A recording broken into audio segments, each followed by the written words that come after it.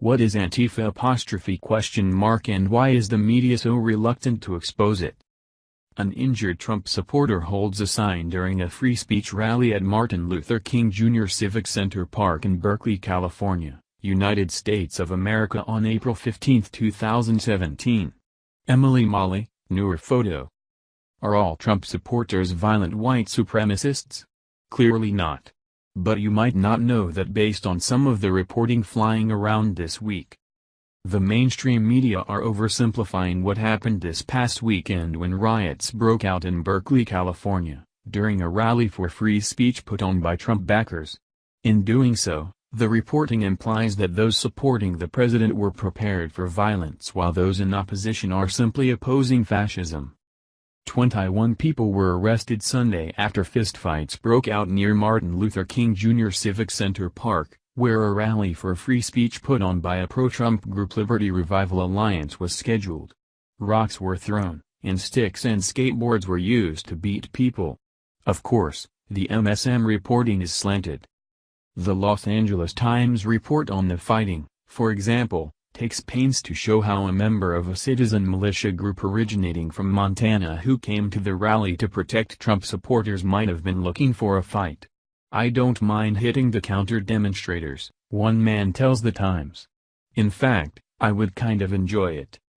The paper also interviewed a woman on the left fed up with the violence, a vendor selling organic produce, and a guy handing out empathy kisses. The message, clearly, is that those on the right were looking for trouble and those on the left responded. What the Times and other outlets don't tell you is this was not simply a clash of Trump supporters and counter-protesters. Just who are the groups involved? How do we stop the mainstream media from warping the national narrative? We push back together. With the truth. Be the first to receive CRTV's free weapon against the worst the media has to offer. Introducing WTF MSM? As some in the mainstream media tell it, on the one hand you have racist white nationalists in support of Trump. This is true. Alt-right activists such as Nathan D'Amico, who founded the white supremacist organization Identity Europa, can be seen delivering a vicious right hook to a woman, who, in turn, was assaulting him.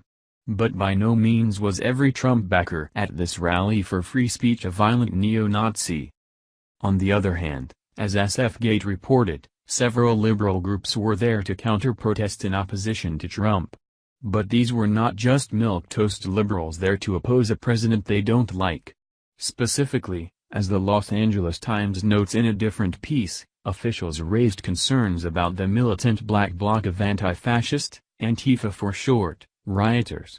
But don't take the term anti-fascist on its face, as the mainstream media is wont to do. Understand who these people actually are.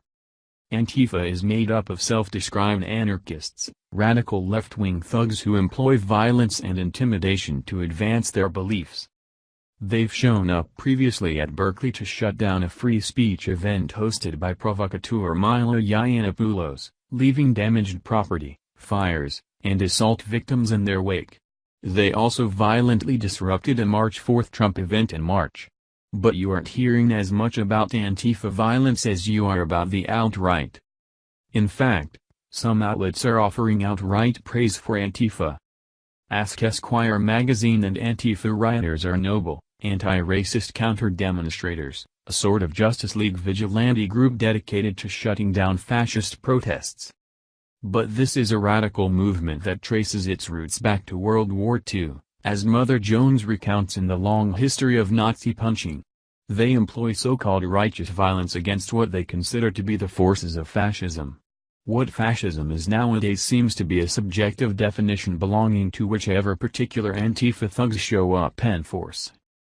One might say Antifa's violent tactics, employed around the world, are fascist. Here in the contemporary U.S., waves of Antifa-driven riots are on the rise in an effort to silence President Trump and his supporters by any means necessary. Antifa thugs show up at left-wing demonstrations to breed chaos, destruction, and bloodshed. They blend in with and are sometimes aided by the crowd, as National Review's David French explained in the aftermath of Yiannopoulos' Berkeley event in February. What you'll notice, and what you'll experience, If you ever find yourself in the middle of violent left-wing protest, is that the rioters and the peaceful protesters have a symbiotic relationship.